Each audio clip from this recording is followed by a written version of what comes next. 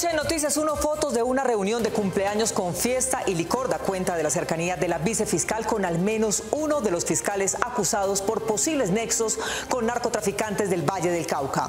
Comunicado de la Fiscalía que anuncia cierre de la investigación a la vicefiscal afirma que 2 testigos negaron conocerla, pero Noticias 1 tiene sus declaraciones 2 años antes en las que dicen lo contrario. Apasionante novela de espionaje en Estados Unidos tiene como protagonista a un bogotano que logró infiltrarse en la diplomacia de ese país. Fiscalía confirma que el hombre que amenazó al presidente Petro ya está identificado. Y en los deportes, Mauricio Posada. Mónica, Junior ganó y pegó primero en la final del fútbol colombiano. Medellín le apuesta a remontar el miércoles. Colombia enfrenta en amistoso Venezuela, buscando nuevos valores para la selección. Y Valle del Cauca, campeón de los Juegos Paranacionales, que terminaron hoy en el eje cafetero.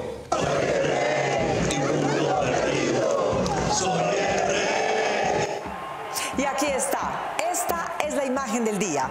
La agitada pero pacífica transmisión de mando en Argentina luego de las elecciones más polarizadas de este siglo en el país austral. La expresidenta Cristina Fernández, que acompaña a los periodistas que el libertario ultraderechista incluyó en su gobierno, simbolizó con este gesto su cambio de posición que le permitirá a Milei tener una bancada con capacidad de decisión para iniciar su legislatura. De esta historia hablaremos hoy. Noticias 1 y la revista Cambio se unen para cerrar este 2023 en grande. El compromiso con la verdad es el fundamento de nuestro trabajo. Contamos con tu apoyo para que en 2024 el periodismo independiente se fortalezca y el derecho a la verdad sea una garantía para todos los colombianos. Por esta razón, a partir de hoy y por poco tiempo, puedes recibir en tu casa a vuelta de correo el magnífico Morral de la Independencia 2024, tener un año de suscripción a la revista Cambio y apoyar la labor investigativa de Noticias 1. Ingresa ya a baki.co/inclinada la red independiente. Haz clic en patrocinar e ingresa el valor de 250.000 pesos. Recuerda, baki.co/inclinada la red independiente. Clic en patrocinar aporte de 250.000 pesos y listo. Muchas gracias por elegir la independencia. Por la prensa libre y el derecho que todos ustedes tienen a la verdad, yo soy la Red Independiente. Presenta Noticias 1 con Mónica Rodríguez y Mauricio Posada. Buenas noches y bienvenidos a la mejor información en este puente festivo. Las denuncias contra la vicefiscal Marta Mancera por haber intervenido presuntamente a favor de 2 de sus amigos funcionarios de esa entidad fueron archivadas, pero parece haber muchos elementos de prueba y dudas que subsisten. Víctor Ballestas. Mónica, en ese expediente hay fotografías, videos y documentos que muestran la cercanía emocional y profesional de la vicefiscal con quienes hoy ya están en juicio.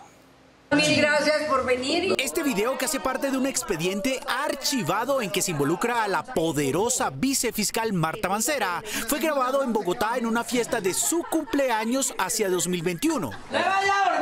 Por videollamada de un celular se ve a María Elena Monsalve, exfiscal de Cali, en donde también trabajó por varios años la vicefiscal. Ni Mancera ni María Elena Monsalve ocultan su relación de pareja. Si bien cuando Mancera fue nombrada por Francisco Barbosa como su vicefiscal, Monsalve ya llevaba varios años en esa entidad, a Mancera se le cuestiona que la ascendió, a pesar de su posible impedimento por preferencia, a directora nacional especializada contra el narcotráfico, alto cargo que la obligó a trasladarse a Bogotá. Por disposición. Esta fotografía corresponde a una imagen del mismo día de la fiesta de cumpleaños, en cuyo grupo se ve muy a gusto y con whisky en mano al exfiscal Iván Aguirre, el mismo que hoy enfrenta un juicio penal en Cali por presuntamente haberse aliado con narcotraficantes para permitirles sus actividades. La segunda imputada en ese proceso es la fiscal de Cali, Ana Victoria Nieto, otra amiga y, según se dice,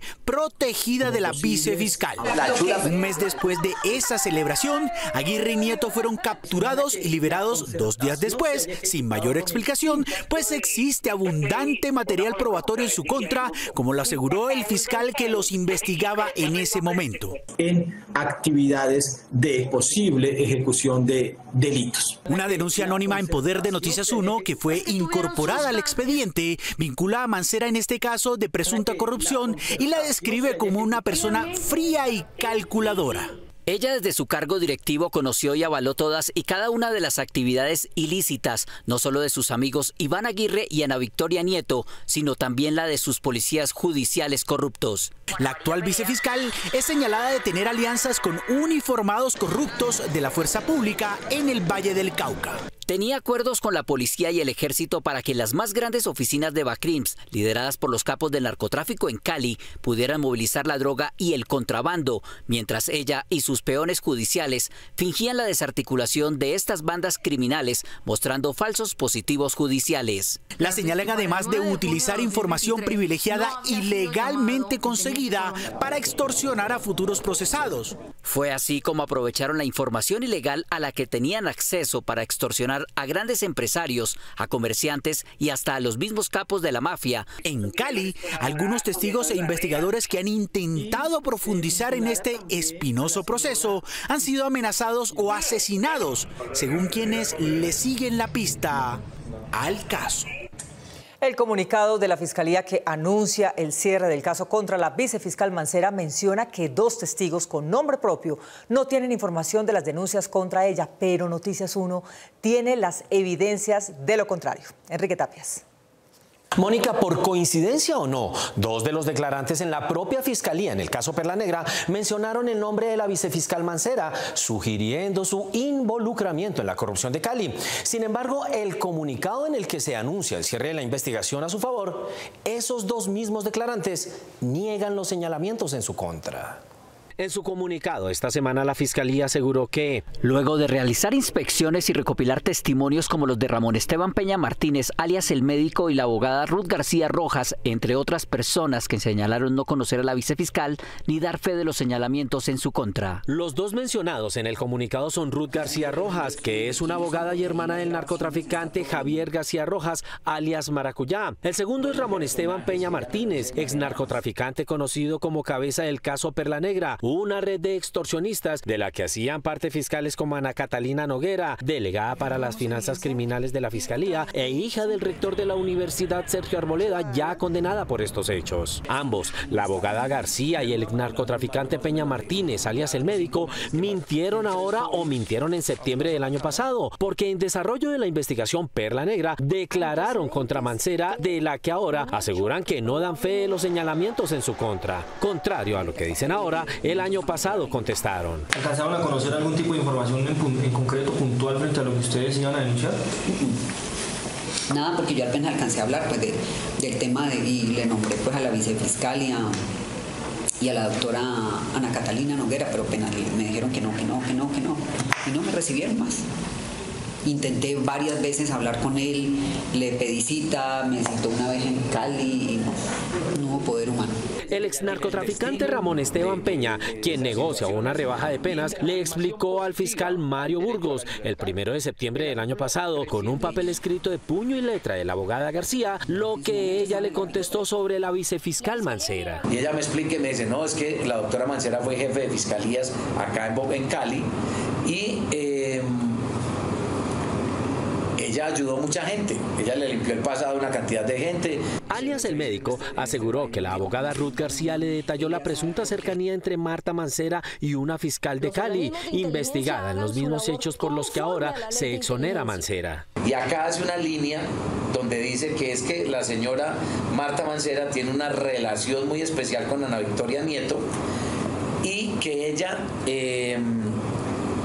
está libre, que no entiende cómo, está libre porque ella está comprometida hasta el cuello en ese caso. Una fiscal encargada del proceso contra los funcionarios de Cali, supuestamente corruptos, admitió que por lo menos una docena de pruebas en contra de los sospechosos, que serían amigos de la vicefiscal, se perdieron. Una vez no estaban las evidencias que están relacionadas en este caso, pues obviamente procedía a la compulsa de copias y serán las entidades correspondientes que determinen si hubo responsabilidad y de quién. Aunque la Fiscalía dirigida por Francisco Barbosa y Marta Mancera dio por cerrado el caso contra ella, hay todavía muchos cabos sueltos que pueden salir a la luz pública. Antes de que el presidente le pidiera su renuncia, la directora de la Agencia Jurídica del Estado, Marta Lucía Zamora, había organizado una audiencia internacional para defender a la nación de las pretensiones de un buscador de tesoros que dice tener derechos sobre el galeón San José. Joana Rodríguez. Mónica, la aspiración de la empresa Sea-Search Armada es que Colombia le entregue por sus presuntos derechos 10 billones de dólares, pero Zamora ya desechó esa posibilidad. La próxima semana se realizará en la Cámara de Comercio de Bogotá la audiencia sobre las objeciones que el Estado colombiano presentó ante la Corte Permanente de Arbitraje de La Haya después de que la empresa internacional privada Sea-Search Armada demandara a la nación con la pretensión de que le entregue 10 billones de dólares por los derechos que habría adquirido cuando encontró el lugar en el Mar Caribe en el que se hundió el legendario galeón San José, embarcación española que llegó a Cartagena de Indias hacia 1706, es decir, hace 3 siglos, y que fue atacada y hundida cuando regresaba a Europa con un cargamento de lingotes de oro, monedas y otros tesoros. Lo cierto es que el Estado colombiano guarda celosamente la ubicación exacta del sitio donde están los vestigios de esta embarcación, pero nunca ha admitido que Sea-Search Armada sepa dónde está o que tenga derechos sobre su cargamento. La defensa del Estado fue asumida por la Agencia de Defensa Jurídica del Estado, justamente en cabeza de la saliente directora Marta Lucía Zamora, envuelta en un debate con el canciller Álvaro Leiva por su posición sobre otro lío, el de la contratación para la elaboración de los pasaportes de los colombianos. Zamora podría representar al Estado en la audiencia por el galeón San José. Atenta contra la administración pública. La empresa estadounidense dice que tiene derecho al 50% de los hallazgos, mientras que Colombia asegura que los reclamos de esa empresa prescribieron y que de todas maneras fue otra empresa la que descubrió el galeón en 2015 durante el gobierno del presidente Juan Manuel Santos. Existe un fallo en favor de Colombia y por esa razón creemos que ya a este momento no solamente está por fuera lo dispuesto en el Tratado de Libre Comercio, que es del año 2012, sino también se trata de haber operado el fenómeno de la prescripción, pues realmente sus reclamaciones son hechos del año 82. Sea-Search Armada se basa en una sentencia de la Corte Suprema de julio del 2007, mientras que Colombia se opondrá. 2 de los sindicatos de la Cancillería consultados por Noticias 1, aunque fueron cautelosos, admitieron que en esa entidad sí se viven casos de maltrato laboral. Después de conocerse la solicitud de renuncia de la directora de la Agencia de Defensa Jurídica del Estado, Marta Lucía Zamora, al parecer por diferencias con el ministro de Relaciones Exteriores, Álvaro Leiva, en la Cancillería se oyen voces de funcionarios que sostienen que en ese ministerio hay casos de maltrato laborales. Los presuntos casos de acoso laboral se han conocido desde hace tiempo, pero los funcionarios alegan confidencialidad. Sí te puedo decir es que obviamente sí se han dado, como en muchas entidades, esos casos de acoso laboral. Y era lo que te mencionaba, nuestra misión es precisamente llamar la atención porque realmente hayan políticas claras dentro de la institución. Según la representante sindical, más allá de afectar a los trabajadores diplomáticos, perjudica la imagen del país en el exterior. Básicamente esto siempre se ha dado y no se le ha puesto la suficiente atención. Y el problema es que no solo se da en la Cancillería, sino también se da en las misiones en el exterior. Pero nunca se le ha puesto la suficiente atención y esperábamos que en este gobierno sí se le pusiera atención, pero no lo estamos viendo. No lo estamos viendo tan claro que sea una prioridad. El presidente del Sindicato de Empleados del Ministerio, Francisco Burhart, por su parte asegura que el ministro Leiva deberá despejar las dudas sobre estas denuncias. Pero indudablemente sí he conocido casos específicos por fuera de Cancillería, planta interna, en el exterior, donde se evidencia cierto desconocimiento a las normas internas, pero también al buen trato. Un buen trato que es creo que evidente. Los dirigentes sindicales coinciden en que es necesario replantear las políticas internas de la Cancillería desde el propio ministro Leiva para promover el respeto por los funcionarios diplomáticos de carrera y los que son nombrados por el gobierno nacional, que deben cumplir los requisitos que exige la ley. El elegante diplomático de Estados Unidos, que se indignaba frente a sus amigos bogotanos por la supuesta expansión del comunismo en América Latina, en realidad trabajaba igual para la burocracia comunista que para la actual cleptocracia. Los Estados Unidos buscan... Este es Víctor Manuel Rocha, el ciudadano colombo-estadounidense que en la última semana llamó la atención del mundo cuando la justicia norteamericana lo capturó bajo la acusación de haber usado los cargos diplomáticos que le dieron desde el gobierno Clinton y durante 40 años para presuntamente ejercer como espía de Cuba, aprovechando su posición de funcionario del Departamento de Estado. Su apasionante historia comienza en Bogotá en 1950, donde vivía en condiciones de mucha pobreza, solo con su mamá. Por ser buen estudiante, le otorgaron una beca en el exclusivo colegio andino de la capital. Allí pasó solo unos años, pero siendo todavía niño, su tío, hermano de su madre, quien vivía en la comunidad latina de Nueva York, le ofreció recibirlo y apoyarlo. Rocha cumplió su rol de buen estudiante. Por eso fue admitido en las también exclusivas universidades de Yale, Harvard y Georgetown, obteniendo varios grados y posgrados que lo apalancaron para su admisión en las esferas diplomáticas.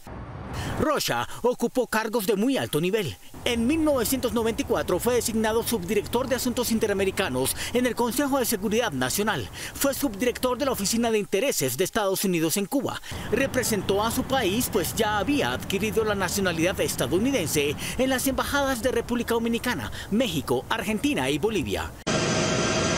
El hombre de origen bogotano fue además asesor de la jefatura del Comando Sur del Pentágono, unidad militar con estrecha relación con las Fuerzas Armadas de Colombia. El ex embajador fue capturado el pasado 1 de diciembre por agentes del FBI que lograron llegar a Rocha haciéndose pasar por otros agentes cubanos. Para la Corte del Distrito Sur de la Florida, que lo está procesando, Rocha deberá responder por actuar como agente ilegal de un gobierno extranjero y por usar datos falsos para obtener un pasaporte diplomático, además de fraude electrónico. Por el momento no hay imputaciones de espionaje. El caso Rocha recuerda el antecedente de un norteamericano que en los años 80 contrajo matrimonio con una bogotana de clase alta. Era el exagente de la CIA Aldrich Ames, quien se casó con Rosario Casas Dupuy. Se probó que Ames filtró información a la Unión Soviética sobre tareas de inteligencia que adelantaba a Estados Unidos en ese país. Según los archivos del FBI, por el espionaje de Ames, quien fue condenado a cadena perpetua, la CIA perdió a al menos 10 de sus agentes que fueron puestos presos por la KGB en Moscú. Por su parte, Rosario Casas Dupuy, profesora de Filosofía y Literatura, regresó a Colombia. Los objetores de la reforma a la salud ya están entrando en los detalles de la transición entre el sistema actual y el que están diseñando el gobierno y el Congreso, desde quien va a autenticar las enfermedades de los afiliados hasta el encargado de resolver sus posibles tutelas. Marta Olaya. Mónica, otros hablan de que el cambio del sistema le traerá más clientes a los seguros privados porque asumen que el nuevo se manejará sin eficiencia y porque los enfermos perderían el derecho a elegir su médico. La reforma a la salud aprobada recientemente por la Cámara de Representantes sigue generando más dudas que certezas en varios sectores como la academia, quienes aún se preguntan cómo será la planeación de los recursos para garantizar que la atención no colapse, por lo que se espera que en el Senado se reparen esos puntos que siguen generando tensión. Con el texto aprobado hasta ahora, los usuarios del sistema experimentarán algunos cambios que generan incertidumbre, como por ejemplo, no es claro ante qué entidad se debe interponer una tutela. Existe el riesgo de perder continuidad en la atención médica por la fragmentación. Y no hay claridad sobre la entidad responsable de remitir a los pacientes a citas con especialistas. Ahora las gestoras tienen una situación un poco más ambigua, no se sabe realmente cuál es su función en esta versión actual del articulado. Entonces, si no me atiende ese especialista rápido, yo no sé si tengo que demandar al CAPS, no sé si tengo que demandar a la ADRES, no sé si tengo que demandar al ministerio. No es claro cómo hacer la gestión de riesgo individual de las personas. Una persona que hipertensa, diabética, con cáncer, que ya esté en tratamiento o que la diagnostiquen, ¿cómo va a fluir en su ruta de atención? Pese a que muchos seguirán afiliados a sus EPS, que pasarán a llamarse gestoras de salud, estas se reducirán y muchos terminarán en la nueva EPS sin que se garantice la libre elección. Si ese CAPS no me gusta, no puedo hacer nada. Es decir, si el de mi barrio no funciona bien, no hay citas, pues eso es lo único que tengo disponible. Esa es una pérdida de elección un poco que podría tener los pacientes. Otro de los puntos que terminaría afectando al usuario es el riesgo de que los recursos se acaben rápido por la falta de auditoría previa al hacer el giro directo. Los que puedan van a tener que comprar una póliza privada, un seguro privado. Entonces el gasto de bolsillo se va a incrementar. Eso no pasaba antes con el aseguramiento. Entonces es un escenario que ojalá el Senado lo corrija.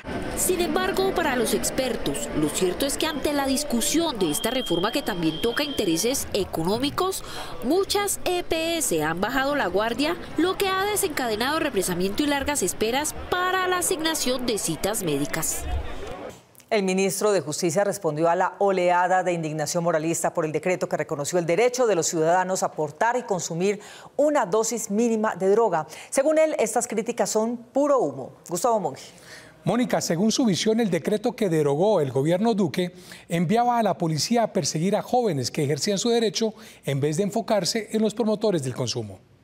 La polémica que se levantó en las últimas horas por la derogatoria del ministro de Justicia de un decreto que ha firmado Iván Duque en su gobierno parece tener más humo que realidad. Deroga un decreto del gobierno anterior que había establecido una multa para las personas que portaran dosis mínima de droga. La Corte Constitucional eliminó la sanción al consumo personal por respeto a las libertades individuales. Ya la Corte Constitucional lo había mencionado en varias ocasiones, que el porte de dosis mínima no se puede penalizar.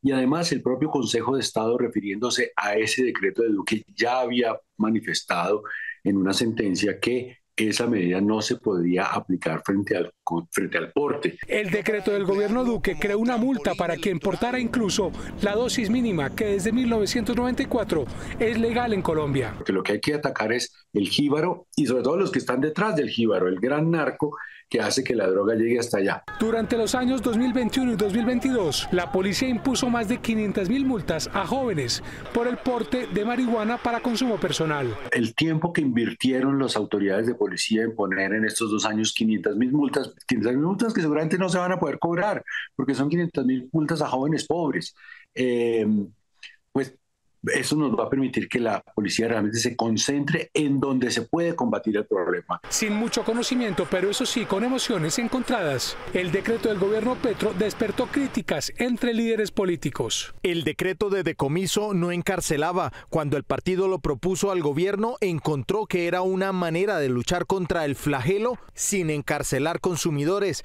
Lastimosamente ha tenido poca o mala aplicación. Debería mejorarse, no eliminarse. El decreto derogado buscaba decomisar drogas en las calles, no criminalizar consumidores. Era una medida contra los jíbaros para garantizar entornos seguros. Para concluir, el ministro aseguró también que el único consumo que ha bajado en el mundo es el del tabaco, y es gracias a las campañas de prevención sobre los males que este genera, estrategia que también debe aplicarse contra las drogas alucinógenas. Por cada 5 tomatrago hay un marihuanero en Bogotá, lo que indican los indicadores. El estudio de las Naciones Unidas sobre el consumo de drogas en Bogotá dice que entre los bogotanos de 18 a 24 años, el 9.3% fuma marihuana, el 51.6% toma alcohol, el 7.1% vapea y el 7% fuma cigarrillo. Esto indica que las matas que más matan las venden en los supermercados. Esto es lo que indican los indicadores. Antes de llenar su closet con ropa nueva en esta Navidad, piense mejor en desocuparlos y ganar dinero. Las prendas de vestir que no usa y que por lo general a fin de año se sacan del closet para renovar, se pueden vender en plataformas digitales y de esta manera gana dinero. Para sacarle provecho a estas plataformas que se están poniendo cada vez más de moda por los bajos precios que ofrecen y el buen estado de las prendas de vestir que por lo general son de marcas reconocidas, siga estas recomendaciones. organice su closet. Lo primero que debe hacer es una limpieza de su closet y una selección de prendas en su estado y uso. Ingrese a cualquier plataforma de compra y venta de ropa usada y regístrese. Tómele foto a aquello que quiere vender y publíquelo. Por último, busque siempre el mejor precio para publicar sus prendas y que éstas sean apetecidas por quienes buscan artículos en los portales de ropa de segunda mano. Una interfase de inteligencia artificial entre el lenguaje de señas con el escrito y verbal de cualquier idioma promete romper las brechas de comunicación entre sordos y mudos con el resto del mundo. La Fiscalía presume de haber identificado en solo 24 horas al usuario que se dio a conocer desde sus redes sociales por sus amenazas contra el presidente Gustavo Petro. Miguel Ángel Peñaranda. Mónica, el comunicado de Francisco Barbosa tuvo como origen uno del presidente en el que desconfiaba de su capacidad investigativa y en este confirma que es cierto lo que toda la red social X conocía desde su primer post amenazante contra el primer mandatario, pero aún no le atribuye ningún delito. 24 horas después de que el presidente Petro solicitara a la Fiscalía de Barbosa investigar al sujeto que lo amenaza por redes sociales, el ente de control aprovechó en un comunicado para nuevamente confrontarlo. Contrario a las afirmaciones del presidente de la República, Gustavo Petro, de que la Fiscalía General de la Nación no cumple sus funciones, la entidad se permite manifestar que en menos de 24 horas identificó en Cali al hombre que a través de redes sociales publicó amenazas en su contra. El escueto comunicado de la Fiscalía no dio detalles del individuo y tampoco de los delitos que pudo cometer. Citó a la persona identificada a interrogatorio para el próximo 13 de diciembre, con el fin de avanzar en el esclarecimiento de estos hechos y realizar la respectiva judicialización. El sujeto que amenaza al jefe de Estado se identifica en sus redes sociales como Manuel Romeo Sacro Ramírez, al parecer un vendedor ambulante en Cali, y se muestra muy activo en sus plataformas digitales. A todos soy juez. ¿A quién le tiene miedo a Petra? En una ojeada por sus redes sociales se ven que sus videos son constantes ataques al presidente. Petro, vos no sos hombre para enfrentarte conmigo, ¿qué? Presidente, un civil. Dámonos la cara a los dos y nos digamos las cosas en las caras. A ver cómo te dejo yo a vos. Ridículo. Asesino, violador, guerrillero, y todo lo que te acompaña. Te tengo miedo, hacer lo que quieras. Y dice que su forma de actuar la heredó de políticos de extrema derecha. De todas formas, yo le digo al presidente Nayib Bukele, muchas gracias. Usted me hizo cambiar, usted fue la forma de darme cuenta. El supuesto vendedor ambulante siente que el éxito de sus ventas es por la devoción al político internacional. El presidente Nayib Bukele es el mejor presidente del mundo y duélale a quien le duela. Esta mañana el presidente Petro en su cuenta de X criticó que uno de sus extremos opositores en redes sociales, el abogado Jaime Arizabaleta, curiosamente también fuera simpatizante del sujeto que hoy lo amenaza de muerte. Mi amenazante se dejó lavar el cerebro por el odio de Arizabaleta y termina en esto, un pobre vendedor ambulante que debería estar luchando a favor de los pobres en Colombia. Jaime Arizabaleta es conocido por sus posturas y relacionamiento con la extrema derecha del país. Mientras que la Fiscalía intentará establecer los delitos que cometió el sujeto que amenaza al presidente Petro, el individuo bloqueó sus redes sociales. Haciendo evidente una alianza con los sectores menos izquierdistas del peronismo, Milei tuvo hoy una posesión pacífica que era impensable el día en que ganó las elecciones más polarizadas de la Argentina del siglo XXI. Desde cuando fue elegido presidente, Javier Milei vivió en este hotel frente al obelisco de Buenos Aires, en el que anoche celebró la Hanukkah judía junto al canciller israelí y a su líder religioso personal. Más tarde, y frente a las mismas velas, recibió a los familiares de los argentinos secuestrados por Hamás el 7 de octubre. Y entre los primeros en saludarlo estuvo el presidente Zelensky de Ucrania, que le regaló esta menorá. Aunque del hotel salió en un Mercedes descapotable, a la mitad de camino resolvió bajarse y terminar su recorrido a pie al lado de su esposa. Y al llegar a la tarima repitió el grito rockero de su campaña.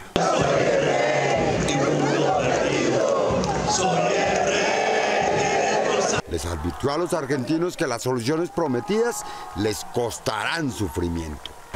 Javier Milei hoy es presidente apelando al sentido común, que es el menos común de los sentidos. Vivir la libertad es vivir la libre empresa. Mientras tanto, anunciaba una nueva era de libertades económicas, que desde su perspectiva incluyen la reducción de los presupuestos de la educación pública y la asistencia social. Líderes de la nueva ultraderecha global celebraban con él, o cerca de él, este avance en su expansión. A pesar de la belicosidad con la que la expresidenta argentina Cristina Fernández respondió al rechazo de su alianza con el nuevo gobierno, él le hizo gestos amistosos a ella. Entre otras, le mostró la efigie de sus perros clonados en el bastón presidencial. Con una inflación acumulada de 15.000% en 2023, Argentina inicia con Milei una nueva era económica en la que él prometió felicidad y prosperidad para todos. El día de la inauguración termina a esta hora en el Teatro Colón, en una función de gala de medianoche para él y sus invitados. Un seguro de mascota le permitirá tener la tranquilidad de que ésta pueda recibir la atención que necesite en cualquier momento de su vida, bien sea por accidente o por enfermedad. Las mascotas son parte de la familia. Las compañías de seguro han creado pólizas para proteger a nuestros perros, gatos o otras compañías domésticas, para cuando sufran algún quebranto de salud, tengan accidentes o sea la hora de la muerte. Prevenir y proteger a nuestras mascotas no es un lujo. De mascotas hay varios seguros. Está el seguro salud, pues va a cubrir gastos médicos y veterinarios de algún accidente o enfermedad de la mascota. Este tipo de seguros nos brindan la tranquilidad de que sus gastos veterinarios estarán cubiertos no solo en caso de emergencias, sino a lo largo de la vida, incluyendo servicios especiales como esterilizaciones y eutanasia. También va a cubrir un tema de responsabilidad civil y pues que la responsabilidad civil es cualquier afectación que pueda tener algún tercero, otra mascota, otra persona que pueda morder. A la hora de comprar un seguro para mascotas, es importante tener presente las condiciones de la póliza y el cubrimiento que brindan, sobre todo en materia de edad, porque la mayoría no pagan los gastos requeridos sino a partir de los 3 meses de edad y hasta los 12 años. En el vivero del Parque Gatorland de Luisiana nació un caimán leucístico, es decir, de piel blanca y manchada. El primero con esa mutación genética en lo documentado por la ciencia en la historia del caimán de Norteamérica. A pesar de la belleza del espécimen, este es el más indefenso de su especie, pues el color blanco de su piel no le permite filtrar el sol que recibe y lo más posible es que sus antecesores se hubieran muerto en su primera exposición al aire libre, que para este bebé será aplazada de por vida.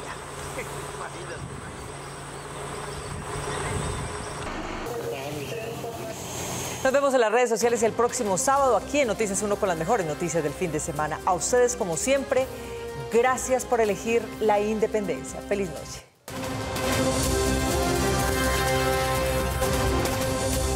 Noticias 1 y la revista Cambio se unen para cerrar este 2023 en grande. El compromiso con la verdad es el fundamento de nuestro trabajo.